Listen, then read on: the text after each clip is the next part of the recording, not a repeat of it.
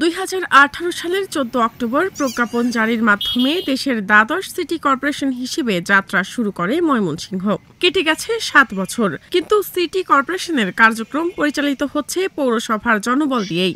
অর্থ মন্ত্রণালয়ের দ্বিতীয় দফায় অনুমোদনে অসঙ্গতি থাকায় আটকে আছে জনবল কাঠামো নির্ধারণের প্রক্রিয়া। এতে যেমন জনসেবা ব্যাহত হচ্ছে, তেমনি বাড়ছে ঝুঁকি।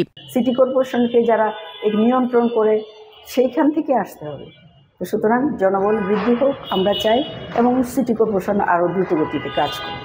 একটি নামে ঘোষণা হয়েছে ময়মনসিংহ সিটি কর্পোরেশন, এবং এই সিটি কর্পোরেশন হওয়ার সাথে সাথে নাগরিকরা কর দিয়ে এটি প্রমাণ করছে যে আমরা সিটি কর্পোরেশনের নাগরিক। কিন্তু সুযোগ সুবিধা এটি আমি বলবো একটি প্রথম শ্রেণীর পৌরসভার থেকেও কম, এটি ইউনিয়ন পর্যায়ের সুবিধা হচ্ছে এখানে।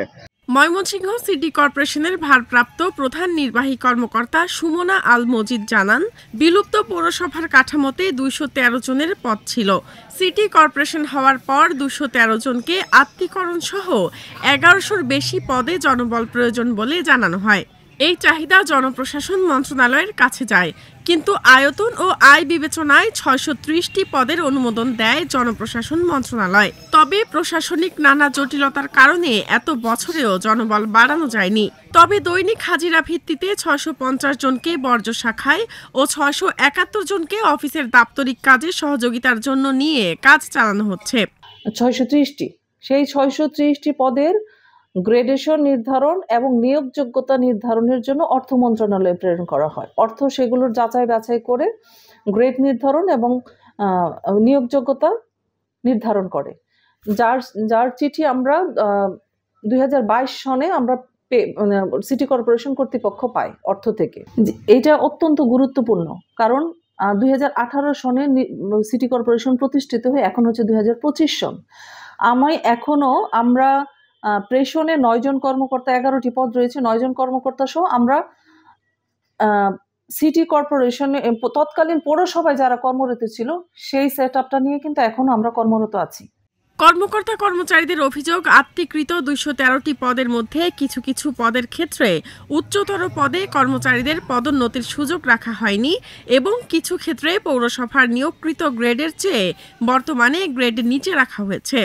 11 গ্রেডে আমি এই করাতেকের হিসেবে কর্মরত ছিলাম পৌরসভায়।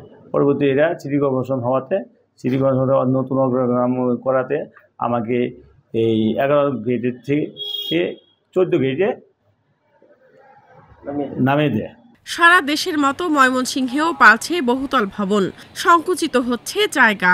কিন্তু সিটি কর্পোরেশনের নগর পরিকল্পনা শাখায় দক্ষ জনবলের অভাবে সঠিক তদারকি করা সম্ভব হচ্ছে না, মানা হচ্ছে না বিল্ডিং কোড। আর এসব কথা বলছেন সিটি কর্পোরেশনের নগর পরিকল্পনাবিদরাই। এবং আমাদের নতুন যে সিটি কর্পোরেশনের অর্গানোগ্রাম এটা পাস না হওয়াতে আমাদের পূর্বের যে একজন নগর পরিকল্পনাবিদ, 2 জন সাহেবের একজন নকশাকার দিয়ে আমরা এই সিটি কর্পোরেশনের বর্ধিত এলাকা সহ সবগুলো আমরা পরিচালনা করতেছি। এতে করে যে ভবনের যে নতুন করে যে ভবনগুলো সেগুলো তদারকি সহ নতুন প্ল্যান করে বা ডেভেলপমেন্ট করা সম্ভব হচ্ছে না। পরিকল্পিত নগরায়ন ও নগরবাসীর ভোগান্তি লাঘবে দ্রুত জনবল কাঠামো অনুমোদন করে কার্যকর সিটি কর্পোরেশন গঠনের দাবি স্থানীয় বাসিন্দাদের।